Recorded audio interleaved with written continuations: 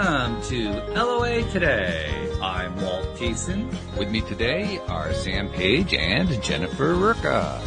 This is your Daily Dose of Happy. We are so happy you decided to join us today. And we're in the middle of a rather unusual period. The last 10 days, I think we've had 3 shows where the guests cancel. We don't get that very often. So it's actually been kind of an opportunity to do the shows we used to do. Because, Jennifer, the way we used to do the shows is it would just be me and the co-host. We weren't doing guests. And every week it was just, okay, let's see, what do we want to talk about this week? So you're going to get a flavor of what the old style podcast used to be like. Yeah. Yeah. That's what I like. I like things just happening kind of naturally. It's even, or sort of, I guess, organically. I also facilitate yoga classes, and I never plan my classes. I never go in with a plan because it's sort of like I want to be able to merge and connect with the energy in the room, and then facilitate that. Just become a conduit to that energy, so that their energies, we're moving in and out of one another. So everybody leaves getting something that they need. Maybe like everybody watching today will be streaming in and merging with their energy because there is no plan, right? That's right. Yeah, that's exactly right. And that is what happens every time. Well, that's why we call it your Daily Dose of Happy, because everybody gets feeling better by the time we're done with everything. Right. Well, also, this is going to be a chance, because you and Sam really haven't had a lot of chance to interact. So this is going to be more of a chance for you guys to get to know each other, too. And Sam, I thought that was well timed, because this is your second week as a co-host, right? Yes. Nice. I was just telling Walt beforehand, earlier today I watched yesterday's episode, but as well also the episode when you were a guest a couple weeks ago, and that was a beautiful episode. I really enjoyed hearing everything you had to say there. Oh, thank you. I appreciate that. Of course. And I was going to say that happy, like you emanate that. Like you literally, you look so happy. I've only seen you twice now, but you are just like beaming. So it's really nice. I mean, we always look happy. I appreciate you saying that. And, I definitely found like a good part of my journey has just been finding my inner joy and letting that radiate. And when I'm here, I'm usually in a good vibe, so that helps. But definitely, that's something. Because my mother was a very joyful person, and she passed away like a little over a year ago, and she was like such a joyful person, and I really came to appreciate that even more after the fact. It's just kind of that continued spiritual journey of kind of connecting with her after her transition. Sorry, that kind of took a quick turn there. No. Right. Yeah, because even the transition's a beautiful part, right? So we tend to look at like people passing away like as if it's the end, and they're really no such thing as the end, right? It's a continual beginning. If you think about it. Yeah, it's just a different stage in the journey rather than the ending of it. Have you ever had any like moments after she's passed where you felt her with you or anything? I haven't had anything happen like that wasn't like an initiated attempt by me, because I'll try to like kind of visualize and feel her energy and try to connect with her that way, but I haven't had anything where it just kind of hits me all of a sudden. And I'd love for that to happen, and I feel like it will happen whenever the time and energy's right. Yeah. When my stepmom passed, it was several years later that she started entering into my dreams, and I'd wake up and it wouldn't just be a dream. I knew she was there. Like it felt like, oh my, I met with her on the other side, but it took several years. I don't know why, like what has to go happen to make that. Right.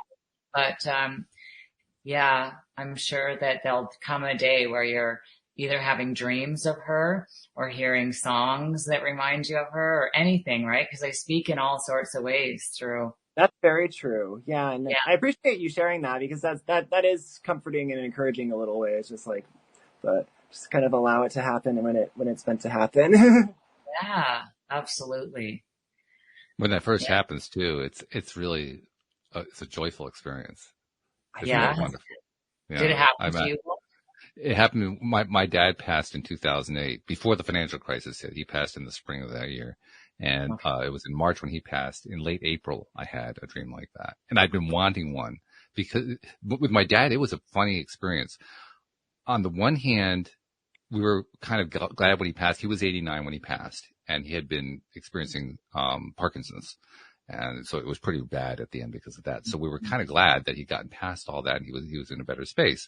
But, and it was kind of weird too, because as I've documented here on the show many times, I actually did all my mourning before he passed, which, when he passed, I thought I was going to be doing some more mourning and I didn't. I said, wait a minute, is that the way this works? It was weird, and that's kind of out of order. But the one thing I did feel was, oh yeah, I don't get to talk to him anymore. I really want to talk to him again. And within a month and a half after that, I had the experience where we met in my dream. I can't even call it a dream. It was more like a waking experience. But we met on a college campus. I don't know what campus it was, but it was hilly. And we're standing on the side of a hill, and I know instantly that he's there. We were able to touch. I mean, I've never been able to do that in a dream. We were physically able to touch. We were able to hug. And we just had this long conversation, went on for about an hour or so. At least that's what it felt like. And it was wonderful. It was absolutely wonderful. That sounds. It does, Walt. That's so special. That's beautiful. I treasure it. I remember that very clearly. I'm going to let my cat in, but carry on the conversation between you guys. I'll be right back. Oh, yeah. Yeah. I was going to say, too, like how Walt just mentioned he couldn't talk to his dad again. That was the one thing. I remember when my stepmom passed, it didn't even hit me that she passed for 6 months. I know that sounds weird, but there was a lot of really crazy stuff going on in my life at the time when it did happen. And so it was like the shock had to land. And I remember walking down the street and I was like, oh my gosh, I got to call her to tell her about this. And I realized I can never call her again. Oh my God. And that's when the shock, it seemed like the shock wore off and it hit me. Oh my God, your cat, Walt. Yeah. I feel like we're in the Matrix and we're seeing the black deja vu. He is one of the friendliest cats I have ever encountered in my life. He is the neighborhood ambassador. Everybody in the immediate neighborhood knows him because he has to go to every single one of them to get his pets from them. He is the friendliest cat in the world. When he wants to go out in the morning, he'll jump up on the bed, come up and lick me. That's his way of saying, I want you to let me out the door. That's cute. Does he ever lay on you? Cats do that more than dogs. Oh yeah. One time, and this is something also that we documented here on the show. He was attacked, by a predator. I think it was, another cat actually. Oh, no. But he was attacked and came pretty close to dying. But he's actually right now about to die because he's trying to eat all my paper. But that's another thing. But he was in very serious, condition. It was 50-50 on whether he was going to live. And I just basically nursed him back to health. I literally put food on my finger and fed it into his mouth in order to help him to eat, and he recovered. Oh. Very shortly after that, for the first and only time, I was sitting at the couch on the couch, and he climbed up on my breast, on my shoulder, up here, and lay down and curled up and went to sleep. And he's never done that before or since. I got a picture of it too, which is really cool. That's really sweet. Yeah. I love that. I feel like animals, they're at a different kind of vibration where they're not as conflicted as we are with the mind. They're a little more in their soul center. And cats, the purring, there's so much vibration to look at my voice even when I'm talking about the vibration, but him coming to lie on you, he was probably purring there too, around the heart area, wherever, that you needed that extra vibration and harmony. Like I find cats really have a lot of ability with their purring. And so when they lay on you and vibrate like that, I feel like the way that I believe is that they are healing certain spots in the body that are needing more care at that time. I honestly felt at the time that it was his way of saying thank you for helping him to survive. Aw, for sure. That's so beautiful. I love that. Yeah. Right now he's saying, help me to get the food. I want the food. What are you doing this podcast? But he doesn't realize that the food is already, this is another thing that's really interesting about him. He is one of the most, okay, you can't do that. He is one of the most polite cats in the world. I'll put the food out for him, but he won't eat it until I invite him to go eat it. Oh. Wow. That is really awesome. weird. Yeah. Right. Yeah. So Yeah. he's a unique cat. He's really interesting. I When love that though. we first got him as a foundling because he was one of 4 who was abandoned by people who lived across the street from us when we lived in Virginia. We didn't know what had happened. All we knew is that he showed up one day, and then we ended up finding 3 others and adopting all of them. When we adopted them, we thought he was a she, and we ended up taking all of them to the local animal shelter to get them fixed.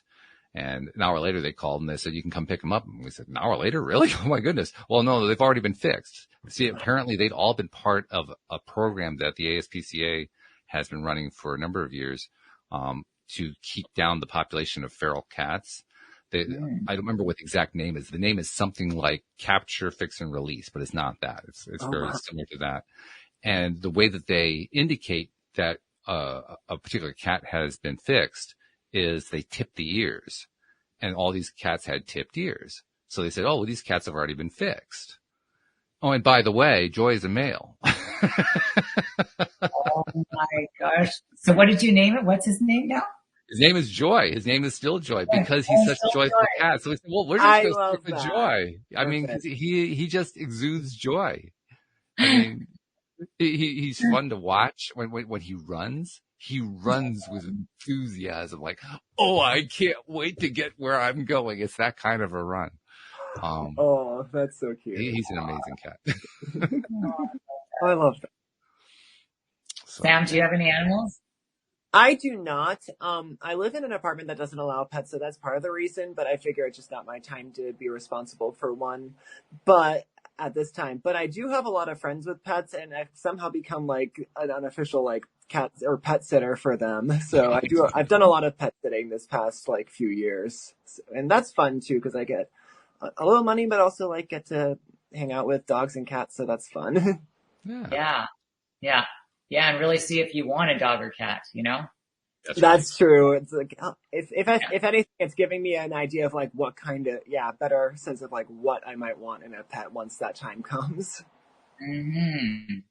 How about you, guys? Jennifer? My hair is I have the 2 dogs. I have Sirius, which is my little Yorkie, and he's I think amazing. I remember Sirius popping up in the interview. Yeah, that's right. I remember seeing him. And then now I have another one called Aries, and he's half Chihuahua and half Jack Russell and half there's Hellion. a combination. This dog. Yeah. And he came with the name Aries, which is, I think, God of War. Yeah. Is that right? There's I think war so, with yeah. it. He's fire. Sure. And this dog has been a tough dog to train, to say the least. Yeah. But nonetheless, How long I has still he love had it. I'll be right back. Oh, kitty cat. How long have you had Aries? Just since January. And Okay. I took him out of a bad situation. He was like not in a good situation. So I rescued him out of that house. And now he's in a really good, loving home. So That's good. Yeah. That's good. Yeah. Oh. There's something about rescues. Rescued animals, I think, are more appreciative about everything. Absolutely. I'm pretty sure this guy has been abandoned at least twice, maybe 3 times. Oh no. Because he was abandoned by the people who lived across the street from us. He was also part of that Capture, Fix, Release, which means somebody else abandoned him. No. Interesting. Wow. So Was at he least twice. Why would they? I wonder, does he pee all over the house or something, or like what? No. He's totally perfectly behaved. No. I honestly think it's because, I don't know what happened in the first case because I have no idea who they were. In the second case, I barely knew those neighbors. I know that the reason that they abandoned the cats was they themselves were evicted from the house. And so the parents were probably in an emotionally really, really bad place and just couldn't even handle anything, which is kind of sad really, because if my surmises are correct and he had already been through the Capture, Fix, Release program, that kind of animal gets adopted through the shelter. So that means that family got those animals from the shelter. So they knew about the program, but for whatever reason, they couldn't bring them back or something. I'm not sure exactly what was going on in their minds, but it was definitely something messed up in their minds. There's no doubt. Goodness gracious. Yeah. But, in the big scheme of things, he was waiting for you to be ready, Walt. I guess. Yeah. Exactly. Yeah. Well, it was my wife and I, and the, two of the cats we ended up finding homes for, but in a very roundabout. It was real law of attraction. It was totally law of attraction because that's awesome. We got these cats literally a few months before we moved from Virginia back to Connecticut. Oh, and wow. It was a chaotic move in a lot of different ways. I've written the story out and published the story. I've also told it here on the show, and I won't go through all of it again, but all these kinds of crazy things were going on. And one of them was these cats. And we were, at the time, you mentioned, Sam, you lived in a place where you can't have animals. Well, we were living in a rented home that also had a lease that said no animals, and we had 4 animals all of a sudden. So we're trying to figure out how to find homes for them, right? And we're also planning this move back to Connecticut. Well, the place we moved to in Connecticut did allow us to have 2 cats. So we couldn't bring 4, we could bring 2. What do we do with the other 2? So we're trying to find homes for them. Well, we couldn't find homes for them. So we had to do the thing we didn't want to do. We had to take them to the shelter, and it wasn't a no-kill shelter. No. And so we're like freaking out over it, but there was nothing else we could do. So we moved to Connecticut, and after we made the move, we started getting in touch with friends who we knew in Virginia, trying to find homes for them. While we did that, one of the cats got adopted. And then we found somebody, a friend of my wife's, who she used to work with, who was also very much an animal person. She ended up adopting the second one. So we actually got homes for them from afar. Oh, wonderful. Cool. That. That's great how you could do that from there, yeah. And then we kept the other 2. But, yeah. Oh, I love that. Yeah. But brings so much joy to our lives, right? They do. But I also believe, I mean, it's like anything else in life. If a human goes through traumatic experiences, it's going to imprint and affect the human. And the same thing is true with animals as well. But by the same token, these guys are appreciative. They just, they know. I mean, the other cat, her name was Harmony.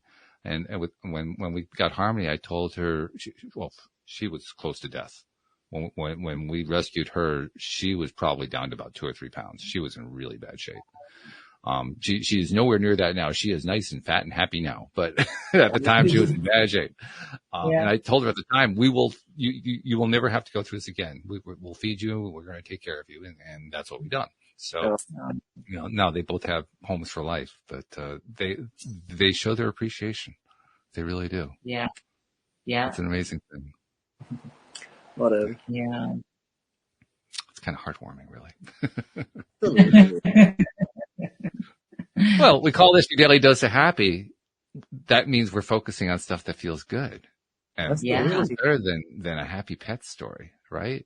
I mean, what gets all the views on YouTube? You just, you put up a video of a cat playing with a bird, and you're going to get 1.5 million views, right? Yes. Cat videos are popular. Yeah. I was invited by a couple of friends last year, I believe it was, to a cat video festival, which was at a movie theater, and it was just like a whole series, like a couple hours worth of cat video. Somebody actually put that in a theater. Wow. All right. It was a thing too. It was like the something or something annual one, which tells us that there have been however many more before of those before, which is... and there are probably going to be more afterward. It sounds like. Oh, I'm sure. Yeah. It was at least a year, maybe 2 years ago. I wonder how much of that got influenced by the pandemic. I say that could because we've identified since the pandemic started, we've identified so many different ways that, yes, I mean, the pandemic itself had some miserable stuff, but there's been so much good that's come out of it. Right. And one of it is the creativity that people have expressed. People have come up with all kinds of creative ways to handle being in lockdown, to handle, how do they keep their kids entertained? They create stuff going on out in their backyards, and, how do you deal with the fact that you're now having to work from home? Well, now all of a sudden that's a desired thing. Now it's like all employers or most employers are trying to figure out how to create, work from home remote job opportunities because that's what the employees are demanding. I mean, all because of the pandemic. I wrote, where is it? Oh, there. There it is. I wrote my book during the pandemic. Right? I mean, I wrote 8 manuscripts before that one, but that one I actually did just towards the end there, had her finished. So yeah. There you go. I love that. Yes. And part of it, I'm sure, was that you had nowhere else to go, but part of it, the vibe of that time focused the mind. Yeah. It focused the mind in a way that your normal everyday life doesn't focus it. And Right. people found things to appreciate. I don't know if they actually did appreciate it, but they found things to appreciate that they'd never appreciated before. Yeah. Absolutely. Yeah. People were really forced out of being so easily distracted with, because people can distract themselves with work.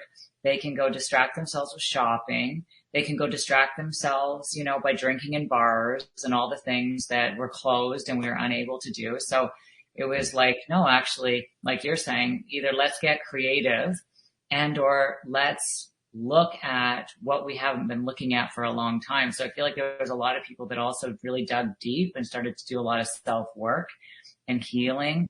There was a lot of healing, I know, for me during COVID on many levels. Yeah, I think that's, you know, a lot of people took advantage of that because otherwise, like I said, we just busy ourselves to death so that we don't have to feel all the stuff that we're not wanting to feel and be creative, have the outlets, have the opportunity for those channels to really come out and for us to have access to them.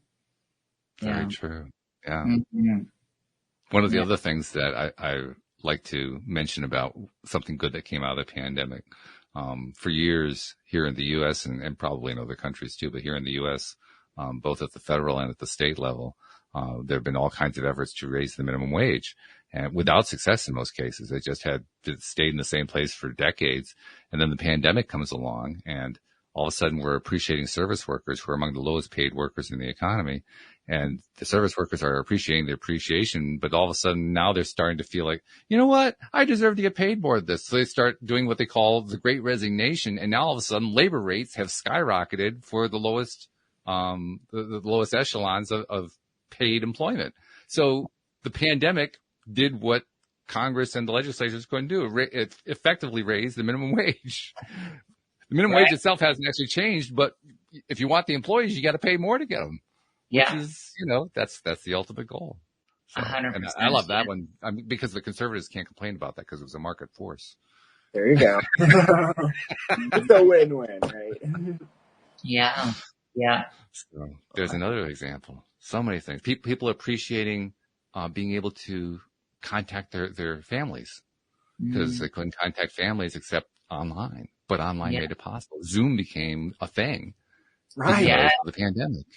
Yes. And StreamYard. And all the streaming services. Yeah. Yeah. I didn't even know there was any other streaming services until you.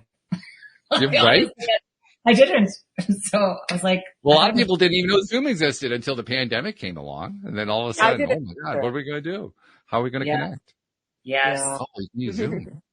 Yeah. I know my husband, he also instructs yoga and he did a teacher training for yoga online. Him and his partner did.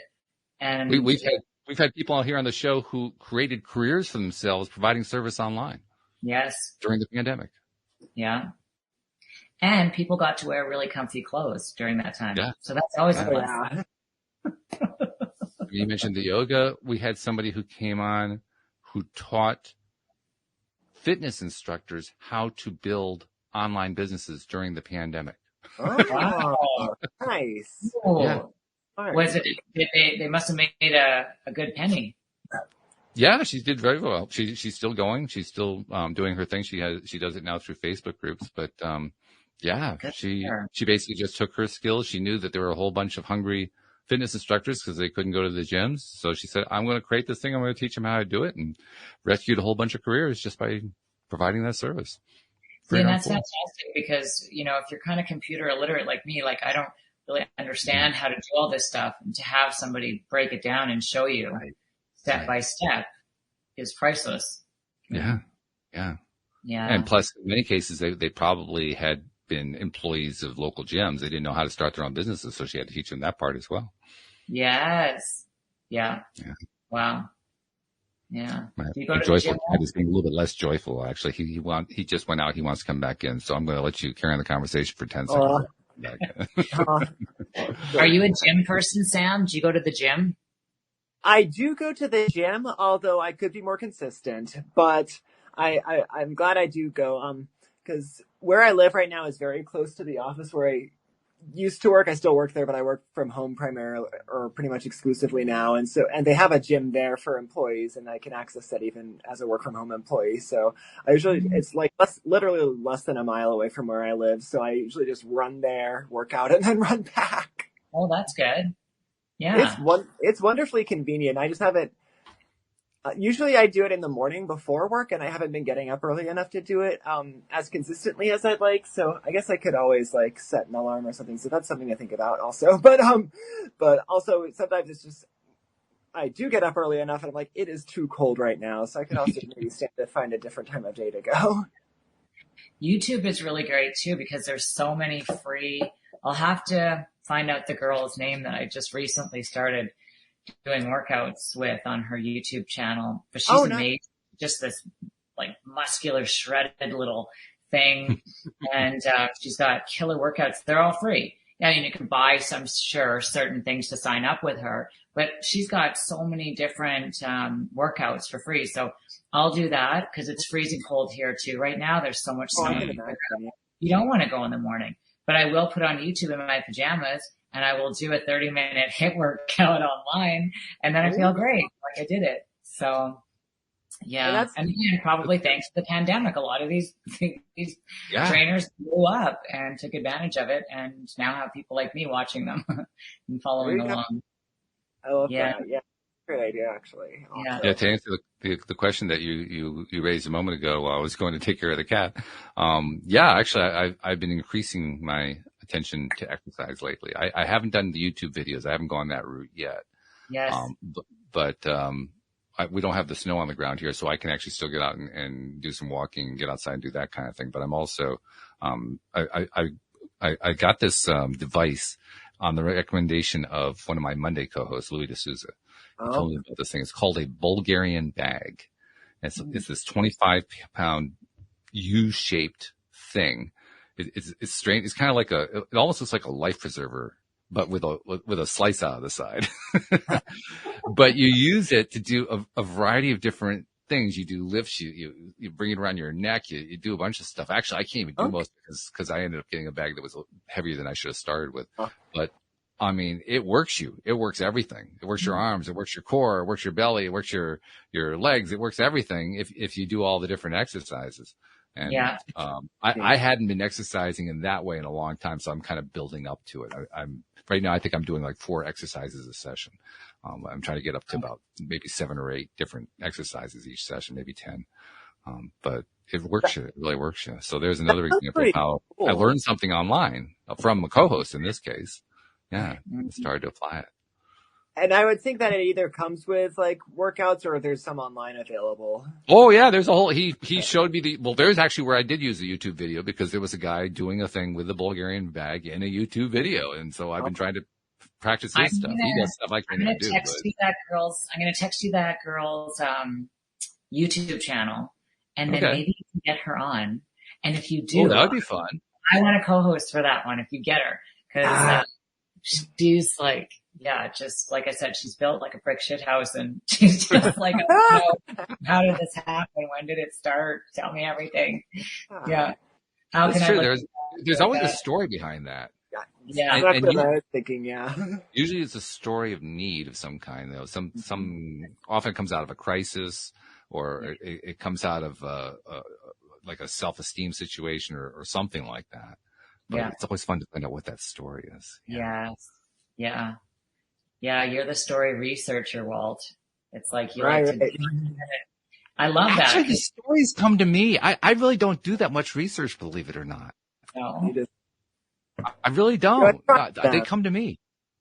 I mean, when it comes to manifesting, I manifest the show most of the time. I've manifested most, not all of my co-hosts, but most of them. Yeah. Wow. I mean, it's amazing how it just kind of takes care of itself. When you get in line with Happy, right? Then that happy vibration, it's like you're gonna pull to you that which you're emanating. Exactly. There you go. There you go. Yeah. When I first started doing multiple co-hosts, now I used to do just one co-host because I was doing one show a week. That was for the first 4 or 5 years of the show. And then it got to the point where I really wanted to do it more often. I wasn't getting enough. I was addicted and I needed to get my doses. So I decided I was going to expand it. And I said, okay, well, I'm going to need more co-hosts because my co-host at that time, Joel Elston, gentleman I love, was not able to do more than just the one a week. So I said, okay, I got to get some more. So I put it out there. I need some co-hosts.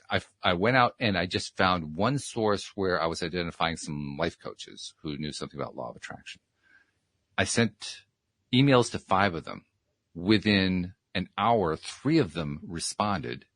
And 2 of them said to me, I was just thinking today, I really need to start doing a podcast. Of course. Yeah.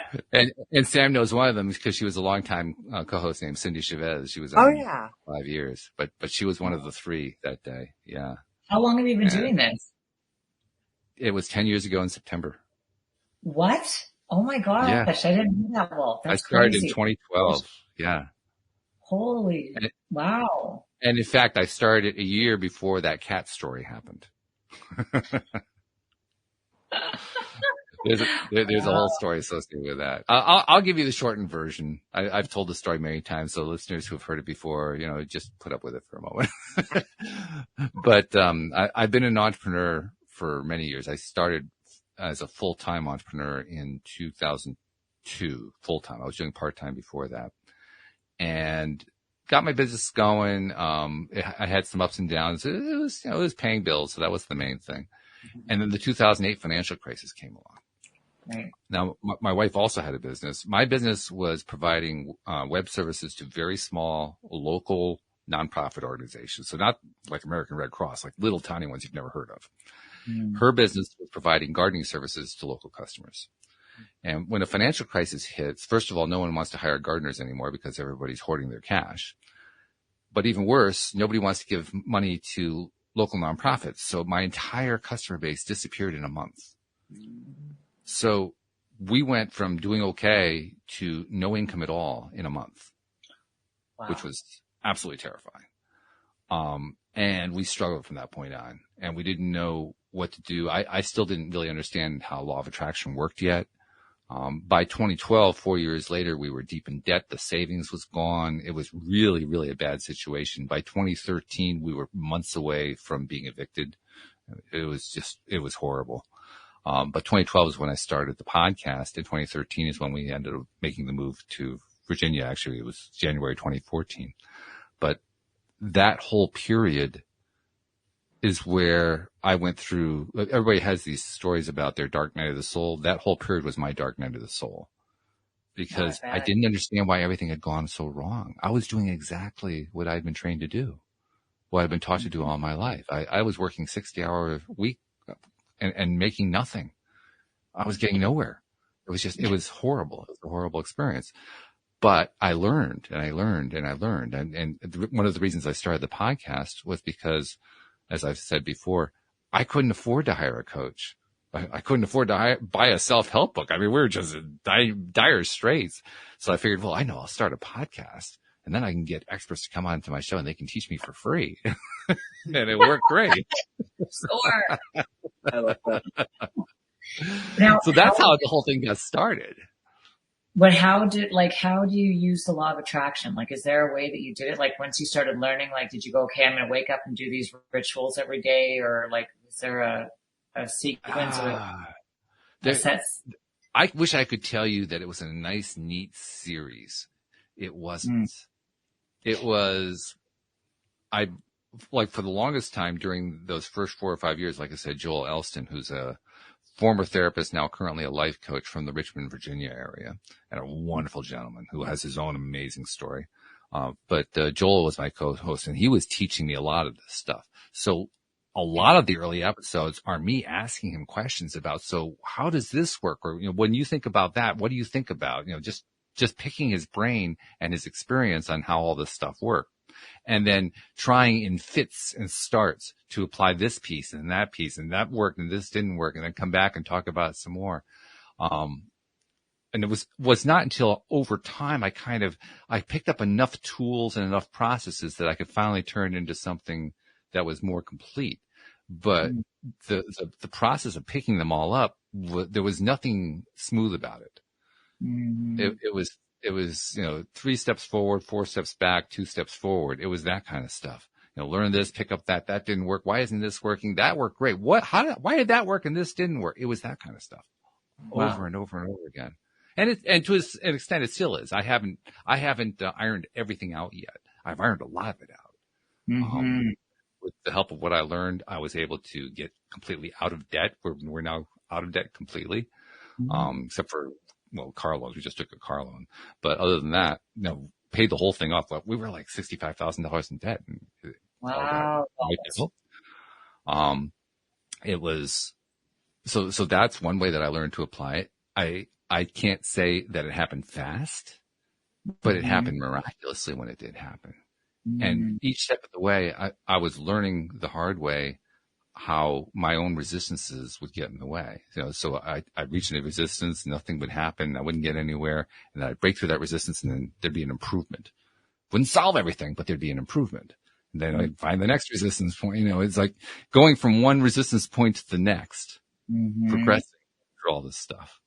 And I had plenty of them. I had, as it turns out, familial resistance points. I had inherited resistance points. One of the things that I did was I had a guest on who became a co-host who Sam knows very, very well. His name is David Strickle. Oh, yeah. David's channel. He also runs a program called the TIA program. TIA stands for Trust Your Abundance. And I went through his program. And in that program, I learned, one of the things that happens when you go through the program is you get a private channeling session with David's equivalent to Abraham, which he calls the stream. So you get a stream session. And in the stream session, the stream told me something that the stream never says to anybody else, but they said to me. They helped me identify my primary, block, or what they call, a transgressor. And my primary transgressor turned out to be financially related with my family, because I have a family history of people in my family who failed in business over and over and over again. No successes, all failures. Okay. And there was a whole bunch of energy that was attached to that. So they called that my family curse. Wow. And I've been spending a lot of time working through that family curse, breaking through barrier after barrier, and getting stuff out of the way. And I think I'm actually to the point now where I've cleared almost all of it. Not quite all of it. There's some stuff I know is still there that I'm still clearing, but that gives you a pretty good flavor of what my journey has been like through doing this podcast. The podcast has introduced me to wonderful people, helped me to do things that I was never able to do on my own. And in the process, listeners have come along and they've liked it and they've listened and gained benefit from it. Sam was a listener. That's how he became a co-host. He started off as a listener. And It's just been, I've had how many? I've had 3 co-hosts who came on as listeners besides Sam. They like the show so much they wanted to become a co-host. Yeah. And the show is where I learned earliest how to manifest things, because like I said, I manifested co-hosts, I manifested guests, topics. and it's gotten really easy, as it usually does. When you learn how to manifest a particular kind of thing, it becomes easy after a while.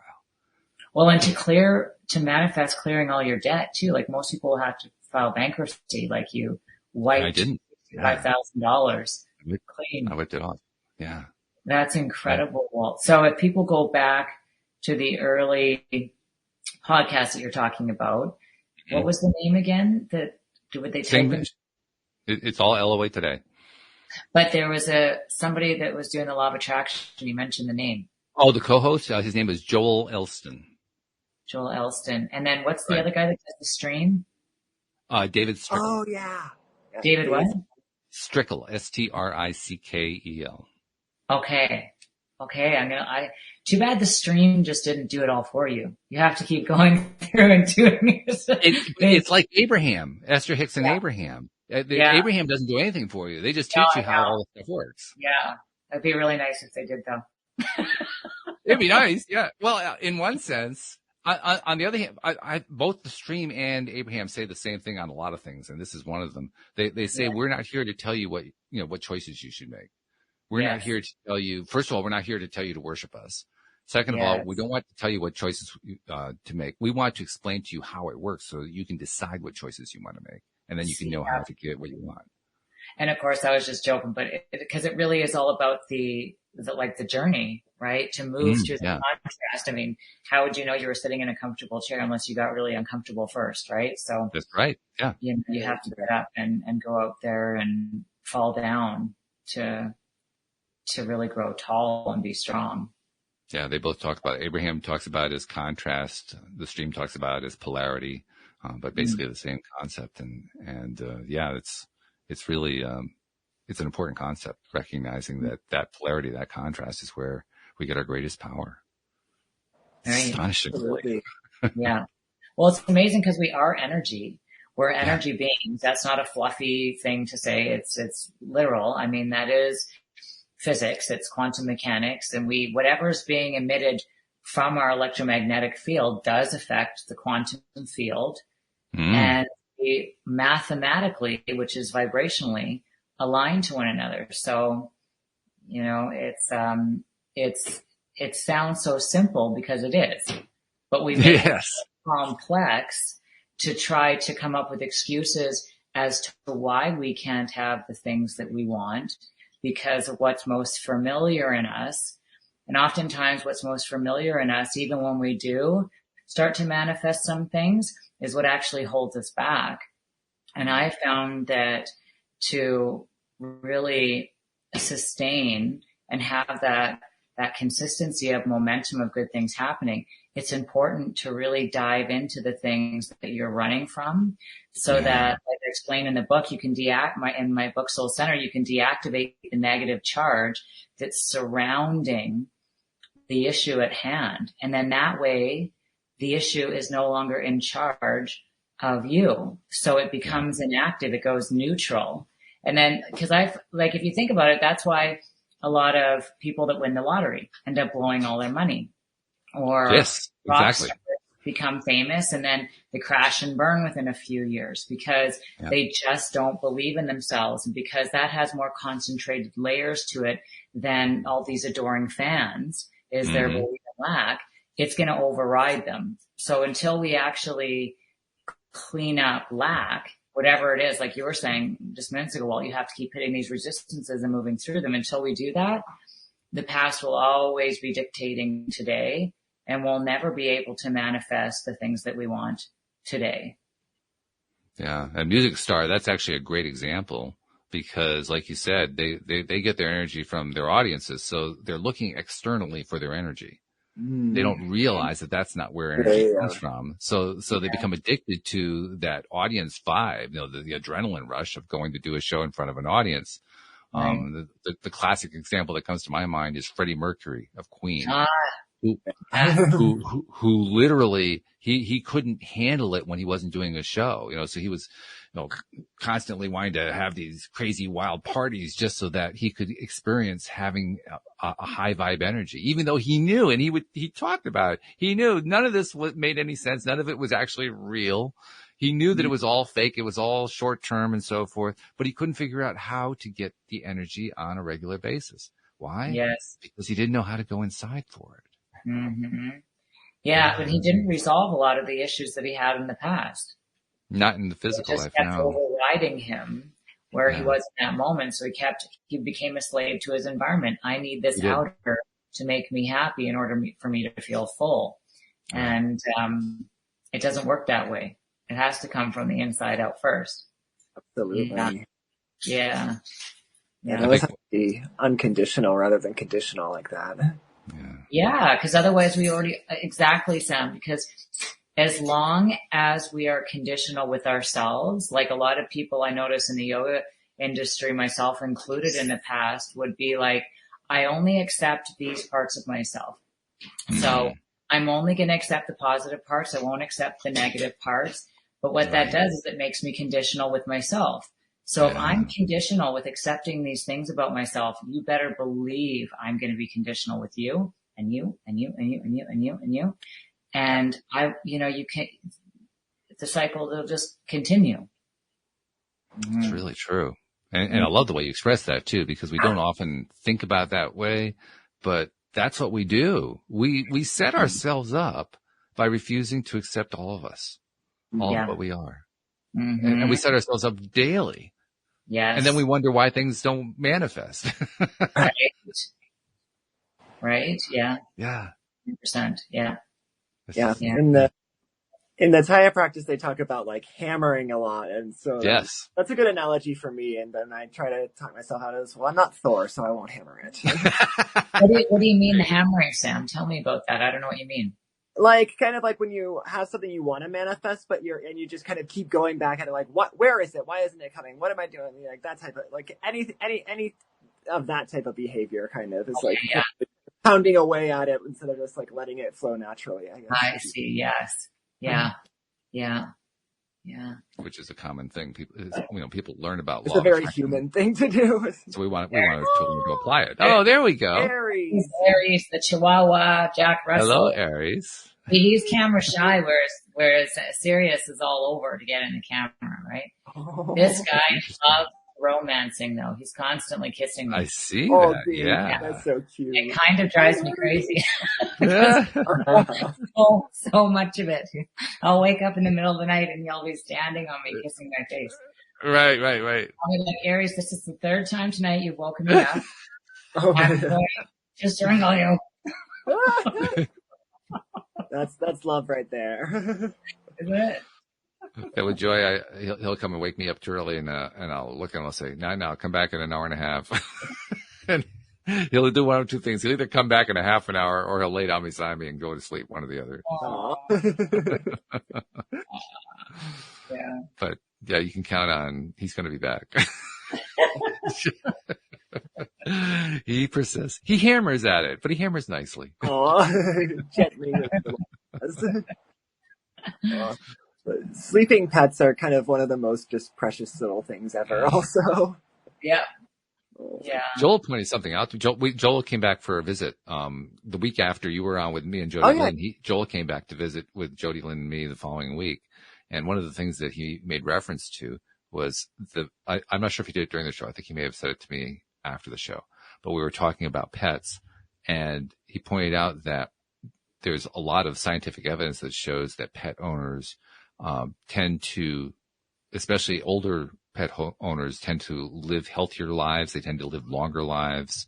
And one of the reasons that the researchers have been able to identify that it happens is because they have another being to take care of, so they're more likely to take care of themselves.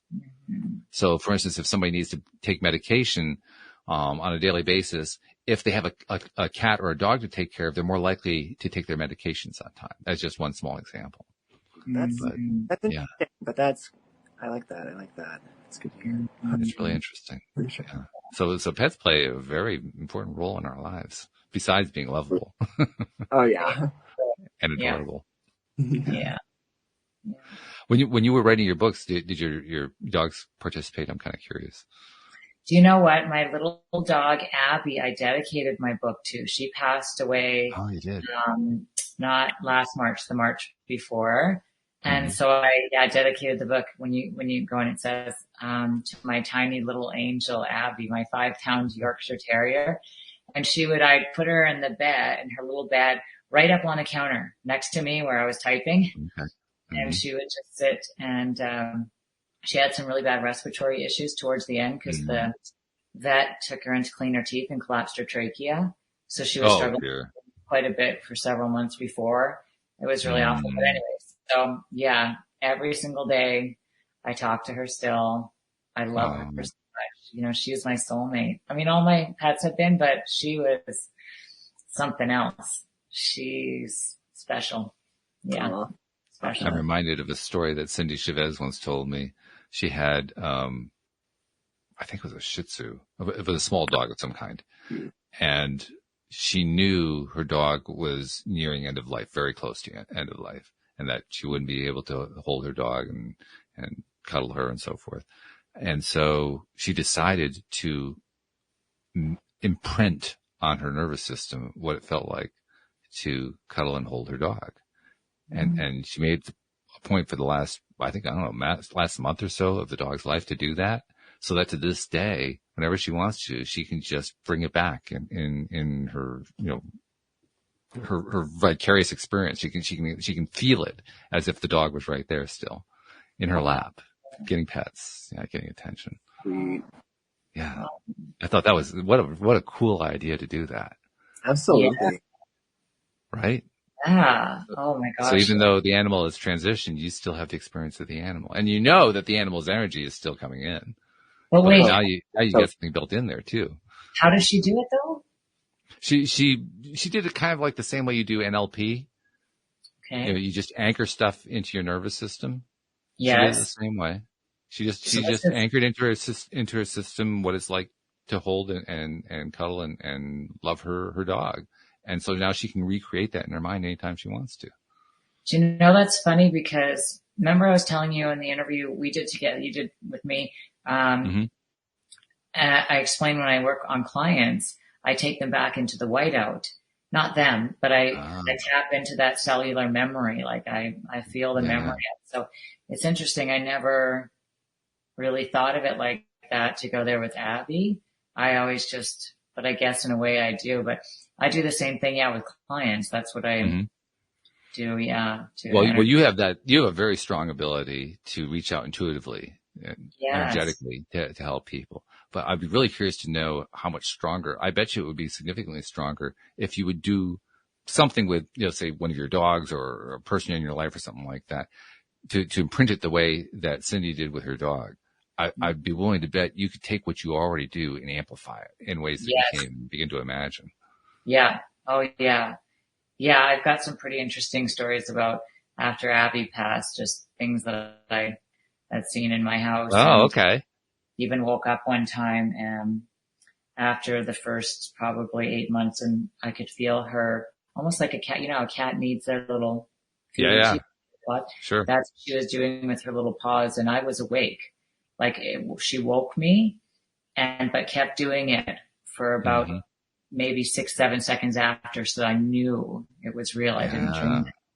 That's nice. Here. Yeah. What a great way to send a message like that too. Yeah.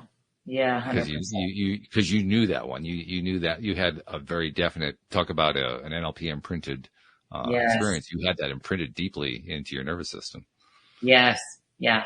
I just found out because that will happen to me quite often where people who's passed. I had a friend pass away a few weeks ago. I didn't know he passed until a daughter posted something and I just texted with him days before. And, but one of the mornings I woke up because something was pushing my shoulder to the point where as I woke up, it still pushed my shoulder.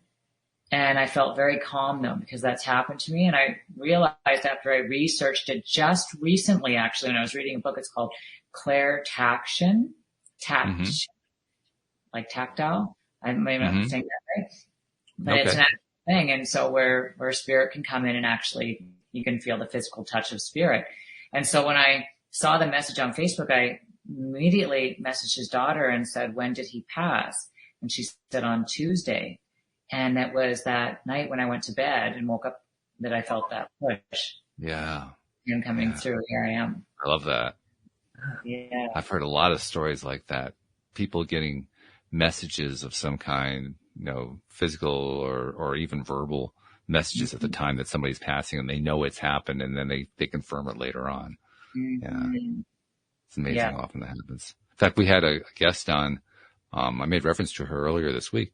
We had a guest on, I think it was at the end of last year.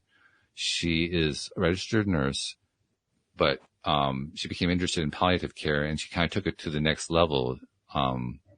She doesn't really do palliative care specifically. She does more what I would call spiritual care. I can't remember what she called it. She had a name for it, but she has documented numerous experiences being present when someone passes and has talked about all kinds of things that have happened, energetic things that have happened in the room, outside the room.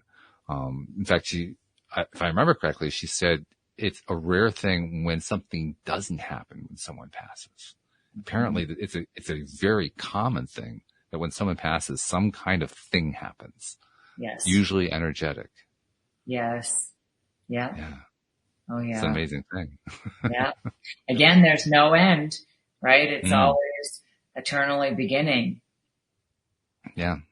I love the way the stream describes it, because we're eternal beings, right? Mm-hmm. So what is this physical experience? Well, it's the equivalent of a weekend vacation. So this lifetime is a weekend vacation. I do like that analogy.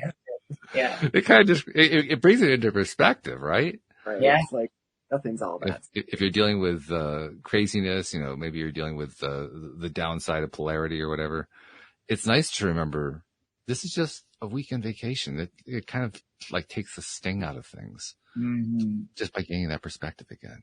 Because when you can look at things from what they call from source perspective, source perspective looks entirely different from what we feel and what we experience when our noses are being rubbed in something.